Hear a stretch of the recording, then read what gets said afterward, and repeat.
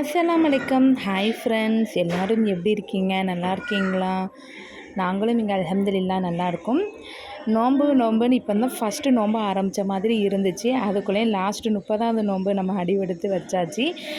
மனசுக்கு ரொம்ப கஷ்டமாக தான் இருக்குது. ரமலான் மாதம் நோன்பு நம்மளை விட்டு போகுது. இருந்தாலும் நாளைக்கு பெருநாவை நம்ம வரவேற்கணும்ல. எவ்வளோ தான் கஷ்டத்தை கொடுத்தாலும் அல்லாஹ் லாஸ்ட்டு ஒரு இன்பத்தையும் சேர்க்காம பார்த்தீங்களா? கஷ்டத்தையே நம்ம நினச்சிக்கிட்டு இருந்தோம்னா நாளைக்கு வரக்கூடிய பெருநா அந்த சந்தோஷத்தை நம்ம ஈத்தை சந்தோஷமாக நம்ம வரவேற்கணும்ல. அதனால் மனசை மாற்றிட்டு இன்றைக்கி நம்ம என்ன வீடியோ பார்க்க போகிறோம்னா, லாஸ்ட்டு இஃப்தாரு நோன்பு வச்சுட்டு தான் அதுக்கப்புறம் நாளைக்கு நம்ம எல்லா வேலையும் செய்ய வேண்டியிருக்கலாம். அந்த தக்காளி பழம், பல்லாரி, அதுக்கப்புறம் இஞ்சி வெள்ளைப்பூடு பேஸ்ட்லாம் காலி ஆகிட்டு, அதனால் வெள்ளைப்பூடை எல்லாமே எடுத்து வச்சுருக்கேன் உரிச்சிக்கணும்னு. காலையிலே உளுந்து அதுக்கப்புறம் அரிசியை ஊற வச்சுருக்கேன். மெயினே நம்மளுக்கு இஞ்சி வெள்ளைப்பூடு பேஸ்ட் அரைக்கணும். அதுக்கப்புறம் என்னென்னா நம்ம மாவு அரைச்சி வீட்டில் வச்சுக்கணும். இந்த ரெண்டும் இருந்தாலே நம்மளுக்கு மனசுக்கு ரிலாக்ஸாக இருக்கும். பெருநாள் வைப்பை நல்லா செலிப்ரேஷன் பண்ணலாம். வீட்டில் இந்த மாதிரி தான் இருக்குது. பிள்ளைங்களை ஸ்கூலுக்கு அனுப்பினேன். அப்பா மாமிக்கு மட்டும்தான் சேமியா கிண்டி கொடுத்துருந்தேன். ஏன்னா என் பையனும் நானும் நோம்பு. சமீராவும் காலையில் ஒரு டீ குடிச்சிட்டு கிளம்பிட்டாங்க ஸ்கூலுக்கு. அப்படி காலையிலே அப்பா ரமணசமுத்திரத்தில் போய் கறிலாம் எடுத்துகிட்டு வந்துட்டாங்க. நம்ம ஊரில் எடுத்தோம்னா அந்தளவுக்கு இந்த மாதிரி பீஸா கிடைக்காது. முள்ளாக தந்துடுவாங்க. அதனால் வெள்ளிக்கிழமை காலையிலே அப்பா ஒரு 5-5:30க்கெலாம் அங்கேருந்து கிளம்பிட்டாங்க. ஆளாக போய் வாங்கிட்டு வந்தோன்னே பாருங்கள், முள்ளே இல்லாமல் சூப்பராக லட்டுனக்கா தந்துருந்தாங்க. அப்படி வர வழியிலே பல்லாரி, தக்காளி பழம், புதினா, கொத்தமல்லி இலை, உருளைக்கிழங்கு, கத்தரிக்காய் எல்லாமே வாங்கிட்டு வர சொல்லிட்டேன். புதினா, கொத்தமல்லி இலை இவ்வளோ தான் கிடச்சிச்சின்னு சொன்னாங்க. சரி இதுவே போதும்ப்பா அப்படின்னு சொல்லிட்டு எல்லாத்தையுமே வந்ததோடு நம்ம எடுத்து வச்சா தான் உண்டு. அப்படி நம்ம விட்டுட்டோம்னா மறுபடி தொடர்ந்து வேலை வந்துக்கிட்டு இருக்குமா. இதை அப்படி நம்ம விட்டுட்டோம்னா ஃபுல்லாக காஞ்சிரும். ஃப்ரெஷ்ஷாக இருக்கும்போதே ஃப்ரிட்ஜில் எடுத்து வச்சிடணும்னு எடுத்து வச்சுக்கிட்டு இருந்தேன். அப்படி சிக்கனும் 1/2 கிலோ 1/2 கேஜி வாங்கிட்டு வர சொல்லியிருந்தேன். அதை எல்லாத்தையுமே கழுவிட்டு ஃப்ரிட்ஜில் எடுத்து வச்சுட்டேன். ஏன்னா அந்த மாதிரி பாக்ஸில் எடுத்து வைக்கோம்னா நாளைக்கு எப்படி நம்ம ஒரு புது ட்ரெஸ் வியர் பண்ணியிருப்போமா, இதை நம்ம கழுவிக்கிட்டு இருந்தோம்னா மேலே ஃபுல்லாக கொச்ச வாடை அடிக்குமா அப்படின்னு சொல்லிவிட்டு நான் கழுவியே பாக்ஸில் எடுத்து வச்சுட்டேன். இதெல்லாம் எடுத்து வச்சுட்டு சரின்னு சொல்லிவிட்டு வெள்ளைப்பூடு உரிக்க ஸ்டார்ட் பண்ண எடுத்து வச்சுருந்தேன். அப்படியே கிரைண்டர்லையும் உளுந்தெல்லாம் ஃபுல்லாக ஆட்டை போட்டு மாவை எடுத்து வலிச்சு வச்சாச்சு. வெள்ளைப்பூடு உரிக்கும் போது தான் எங்கள் அப்பா சொன்னாங்க, ரேஷன் கடையில் வேறு அரிசி பருப்பு போடுதான் கூட்டமே இல்லை அப்படின்னு சொல்லிக்கிட்டு இருந்தாங்க. நான் அரிசி வேறு ஆடிக்கிட்டு இருக்கப்பா, அதை வலிச்சு எடுத்து வச்சுட்டு நான் வாரேன் அப்படின்னு சொல்லியிருந்தேன். அக்காலாம் போயிட்டு அப்படின்னு சொன்னாங்க.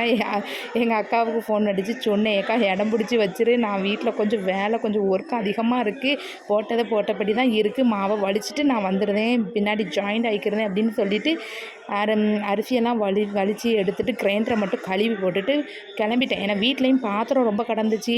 அப்பா மாமிக்கு வேறு சோறு பொங்கணும். ரேஷன் கடையில் எவ்வளோ கூட்டம் இருக்குதுன்னு தெரியலை.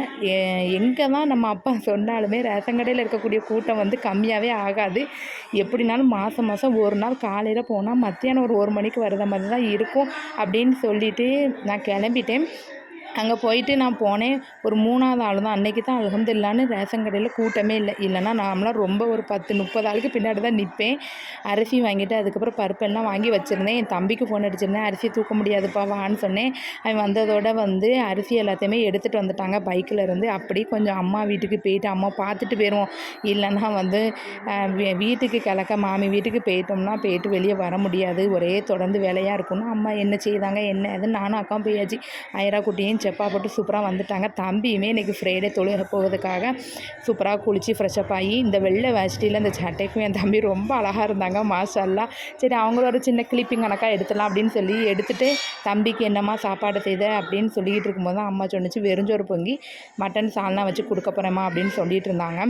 சரி தம்பிக்கு சாப்பாடு கொடுமா, வீட்டிலலாம் வேலை முடிஞ்சிட்டா அம்மா அப்படின்னு கேட்டாங்க. இல்லைம்மா வீட்டில் இனிமேல் தான் அப்பா அம்மாமிக்கு சாப்பாடு செய்யணும் அப்படின்னு சொல்லிவிட்டு அப்படியே அம்மாட்ட கொஞ்சம் நேரம் தான் பேச முடிஞ்சிச்சு. அப்படி நான் அக்காவும் வீட்டுக்கு போயிட்டாங்க. நானும் வீட்டுக்கு வந்துட்டு இந்த மாதிரி பருப்பு போட்டு சாம்பார் வச்சா தான் எங்கள் அப்பா மாமிக்கு பிடிக்கும். ரொம்ப கட்டியாக இருந்தால் பிடிக்காது. கத்தரிக்காய் முருங்கைக்காய் மட்டும் போட்டு இன்றைக்கி சிம்பிளாக முடிச்சாச்சு. ஏன்னா அங்கேயே ரொம்ப லேட் ஆகிட்டு வீட்லேயும் வேலையாக இருந்ததுனால நான் சிம்பிளாக முடிச்சிட்டேன். தேங்காய் துவையல் மட்டும் அப்போ அரைச்சி கேட்டிருந்தாங்க. சோத்தை இந்த மாதிரி வடித்து வச்சுட்டு சிங்கில் கிடந்த பாத்திரம் எல்லாத்தையுமே கழுவிட்டு அப்படியே தேங்காய் துவையல் அரைச்சி வச்சுருந்தேன். காலையில் ஓட்ஸ் காய்ச்சி வச்சுருந்தேன். அப்போ குடிக்காமல் போயிட்டாக. ஏன்னா தொழுகைக்கு கிளம்பி போயிட்டாகலாம். சரி ஈவினிங் போல் குடிச்சிக்கிறதேம்மா அப்படின்னு சொல்லிட்டாங்க. அதுக்கப்புறம் வெள்ளைப்பூடு வந்து உரித்து வச்சுருந்தேன். அதுக்கப்புறம் இஞ்சியெல்லாம் செதுக்கி இஞ்சி வெள்ளைப்பூடு பேஸ்ட்டும் அரைச்சி வச்சாச்சு. இந்த இஞ்சி வெள்ளைப்பூடு பேஸ்ட்டை பார்த்த பிறகு தான் எனக்கு ஒரு ஃபுல்ஃபில்லாக இருந்துச்சு. எப்பா இந்த ஒரு வேலை முடிஞ்சதே பெரிய வேலை. இதுக்கப்புறம் வந்து இருக்கக்கூடிய வேலையெல்லாம் சும்மா அசால்ட்டாக தள்ளிடலாம் அப்படின்னு சொல்லிட்டு இஞ்சி வெள்ளைப்பூடு பேஸ்ட்டை எடுத்து அரைச்சி உள்ளே வச்சாச்சு ஃப்ரிட்ஜில். மாவுமே சூப்பராக வந்து அரைஞ்சி அழகாக ஒரு இடத்துல வச்சாச்சு. இனிமேல் அதுக்கப்புறம் என்ன எங்கள் அக்காட்ட சொல்லி மருதாணி மட்டும் எனக்கு அரைச்சி தந்திருக்கா அப்படின்னு சொன்னேன். 2 மணிக்கு தான் வேலை முடிஞ்சிச்சு. எங்கள் அக்காவும் அழகாக மச்சான்ட்ட வந்து மருதாணிலாம் அரைச்சி கொடுத்து விட்டுட்டாங்க. ஒரு கையில் மட்டும் நான் ரிலாக்ஸாக வச்சுருந்தேன். ஏன்னா பிள்ளைங்க வேறு இல்லையா.